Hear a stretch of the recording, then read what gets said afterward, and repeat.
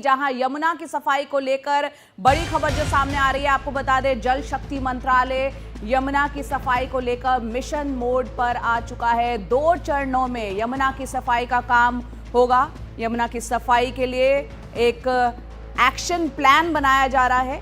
साथ ही साथ आपको बता दें कि यमुना की सफाई को लेकर कई एक्सपर्ट्स जो विशेषज्ञ हैं उनकी भी राय ली जा रही है।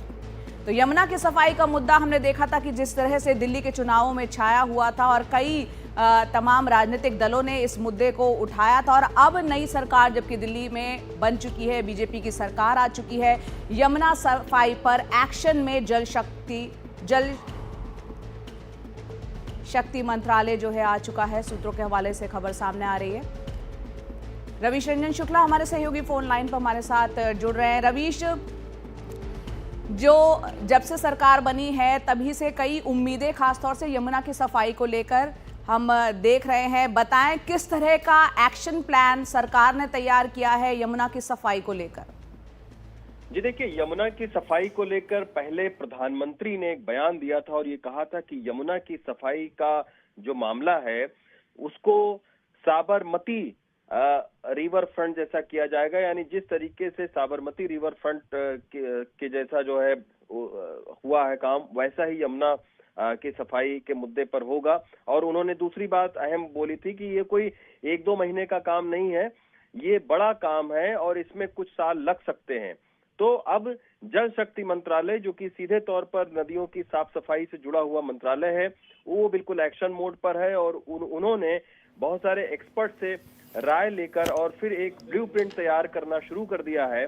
और उस ब्लूप्रिंट के तहत फिर दिल्ली सरकार के जल बोर्ड से उनकी बातचीत होगी और फिर उसको काम शुरू होगा। अब ये देखने वाली बात है कि ये काम जो है ये कब से शुरू होता है, क्योंकि जल बोर्ड की तरफ से भी जो बड़े बड़े नाले हैं जो यमुना को दूषित करते हैं, उनकी साफ सफाई का पहला मुद्दा है कि दिल्ली के अंदर किन किन जगहों पर जो है वो नालों को रोका जाए, फिर एसटीपी बनाया जाए और फिर वहां से वो जो गंदगी है दिल्ली की वो यमुना में न पहुंचने पाए। पहला काम ये होगा।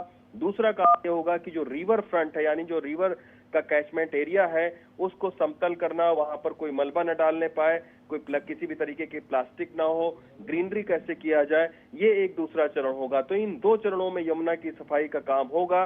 जल शक्ति मंत्रालय जो इसका ब्लूप्रिंट है उसको तैयार करने में जुटा है। कुछ दिन के बाद में दिल्ली सरकार के साथ में बैठक होगी और फिर इसको अंतिम एक प्रारूप बनाया जाएगा और फिर उसी ब्लूप्रिंट के आधार पर यमुना की सफाई का काम शुरू होगा। बहुत तेजी के साथ में काम शुरू होगा, क्योंकि अब जो है वो दिल्ली सरकार में भी बीजेपी है और केंद्र में भी बीजेपी है न, तो इसके वजह से जो है वो इसका काम तेजी से शुरू होने की उम्मीद जताई जा रही है। क्योंकि पहले दिक्कत ये आती थी कि बहुत सारी जो एजेंसियां थी वो मिलकर काम नहीं कर पाती थी और इसके चलते ये काम जो है वो लंबा खिंच रहा था। बिल्कुल, एक डबल इंजन की सरकार जिसे कहा जाता है वो इस वक्त अब दिल्ली में देखने को मिल रही है और कई उम्मीदें दिल्ली वासियों को भी है यमुना की सफाई से जुड़ी। रवीश, यहाँ पर कोई डेडलाइन भी तय हुई है? क्योंकि एक वो दौर भी था जब कोविड का काम वहाँ पर काल चल रहा था। कोविड के दौरान हमने देखा था किस तरह से यमुना जो है खुद ब खुद साफ हो गई थी। एक बड़े पैमाने पर प्लानिंग की यहाँ पर जरूरत होगी यमुना की सफाई के लिए। तो कोई जो ब्लूप्रिंट बन रहा है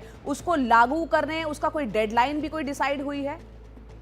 देखिए जाए, आपको भी पता है कि कोविड में क्यों यमुना साफ हुई थी। वो इसलिए साफ हुई थी क्योंकि दूषित पानी यमुना नदी में कम आना शुरू हुआ था। उसके वजह से फैक्ट्रियां सारी बंद थी, बहुत सारे इस तरीके के काम नहीं हो रहे थे, उसके वजह से ये साफ हो गई थी।